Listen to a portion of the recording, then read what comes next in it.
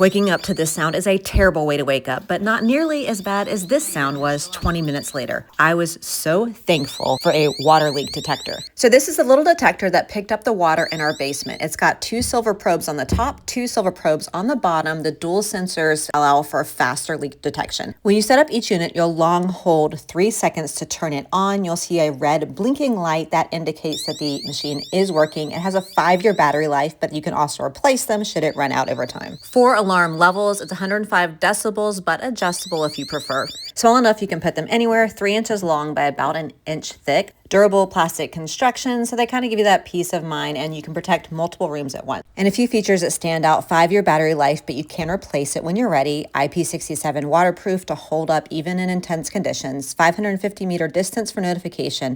105 decibel alarm, but you can fully adjust it.